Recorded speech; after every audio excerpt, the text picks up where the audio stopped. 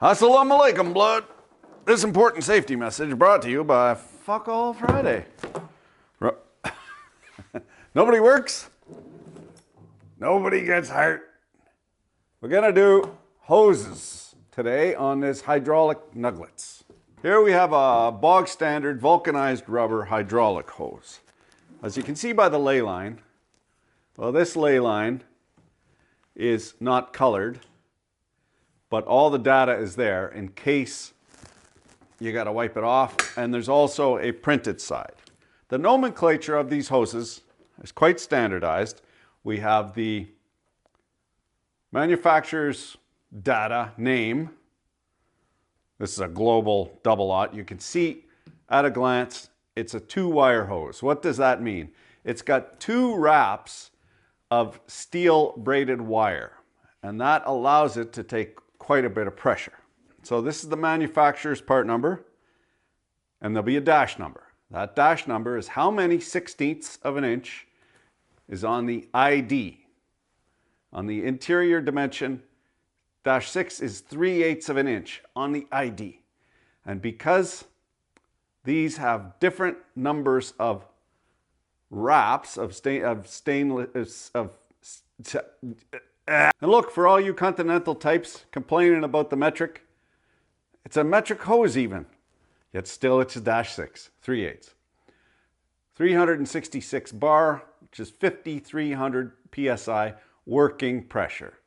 The burst rated pressure will not be on here, but it will be at least 4 times higher than that. However, the working pressure of the system should stay below this 5,300. 2 SC, 2 wires. This is the SAE 100R16S standard. There's also an ISO standard and an MSHA, Mine Health Safety and something in the States. If it doesn't have that MSHA number on the hose, it can't go underground in a mine. Even better, we got a vulcanized rubber jacketed Gates Megasys 6M3K Mega 3000 trademark, 22.5 MPa megapascals. You see how they change from bar to megapascals there? Yeah, metric. Who knows? It's 3250 PSI rated, a 3/8 hose.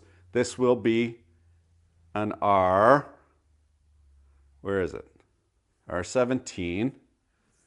This will be a single wire hose. Oh, there's the ISO standard. It doesn't tell you how many wires are in it, but it is quite a flexible hose. And there's the MSHA approval, flame resistant. Now this was off a tractor, so it's very flexible for the implements and also suitable for low temperature. And now we got a little bit bigger not quite horse cock rating, but it's starting to get up there. The problem with hydraulic hose is the bigger it is, the stiffer it is. And there's no reason for that. It's because it's a pressure vessel. And the larger the pressure vessel, the thicker the wall thickness needs to be in order to contain the equivalent amount of pressure. So you will see the pressure ratings of the larger hoses shrinks downwards until they go up on the braided wire stranding. So this will be a 2-wire, as indicated by the crimp-on fitting with these two little marks here, these 2 little ferrule marks. Now these are just crimped on, cut, crimped on. The thing is, if you need higher pressure ratings, the bigger the hose, the stiffer it's gonna be, until you're fighting with just the nastiest old horsecock ever. So a couple tricks for that is, 1, turn it backwards until you hear the click. You can feel it sort of, there we go. The thread click. There we go. You'll be able to feel when it's starting to engage. The other thing you can do is heat it up either with a hair dryer or a heat shrinker or hot water, and that will help you wrestle this thing. One thing you can also do is put, instead of trying to manhandle it with your gloved hand, you put a pipe wrench on there, and then you can really get some purchase, try and get it on while you thread it this way. Hopefully the boss isn't breathing down your neck, wondering what's taking so long while you're sweating and your armpits are chafed and there's slush dripping down the back of your neck. We've all been there. According to the ley line, this is a 2-wire hose. You see, it's only rated for 3,500 psi working pressure, lower than the 3/8 hose that we just had. This is the crimp-on style. You need a special tool for that. What you don't need are these quick style. These are field adaptable. You can see this is for a 2-wire -4 hose, so 1/4 inch hose. 2 wires because of the 2 marks here. And this threads, it's reverse thread onto the hose. And then you jam this down in and it hydraulically seals itself. You wind that in and that crushes the hose in the fitting. These are field assemblable fittings.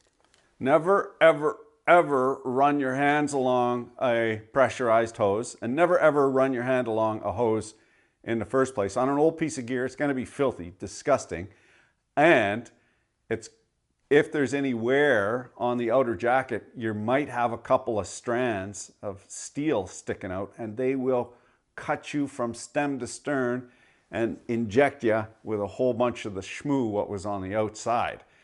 Now, if you're looking for a leak, you never ever use your hands. Sometimes it's recommended to use a piece of cardboard. Bullshit.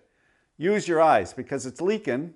You will see it dripping somewhere. Just follow the drip visually. Don't get your hands in there, because hydraulic injection is disgusting and you could very likely lose an arm or die if you have hydraulic fluid injected into your body at high pressure. Now that hydraulic oil is full of chemicals, additive packages, a biocide in order to prevent anything biological living in there, and also anti-corrosion and zinc additives and all sorts of stuff. And what it does, it digests the adipose tissue in your body. So it digests any fats that you have, and you go to the hospital and they've got but a tiny little pinprick, and you tell them, oh, I don't know what, I got some hydraulic injection. And if they don't know what that is, you're in trouble, partner, because that hydraulic fluid has been injected into your body and it's digesting and necrotizing all of your tissue.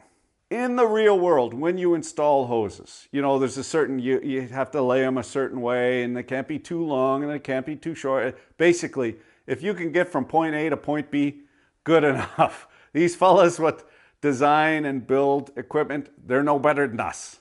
They're no smarter than us, and you'll see shit all over the... Don't sweat it.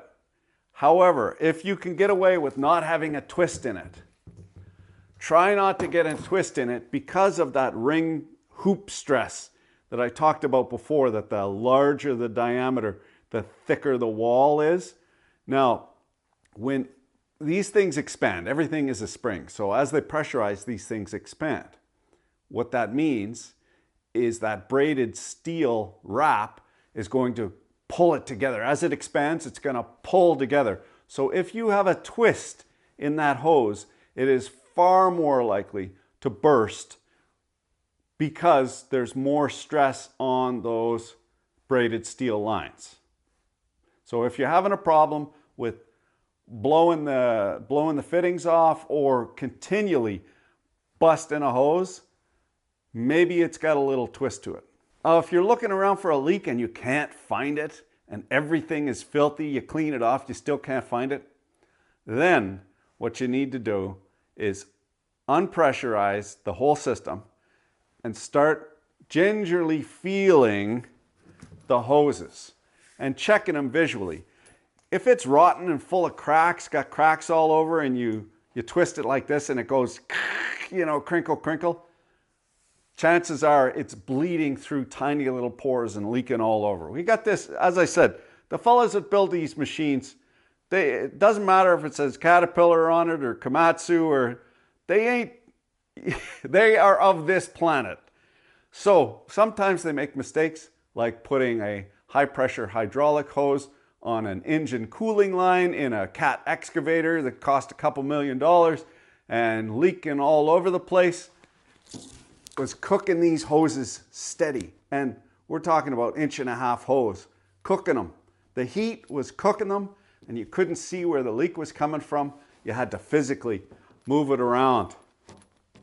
And then you had to go and spec a better hose than Caterpillar originally spec'd, because they don't know.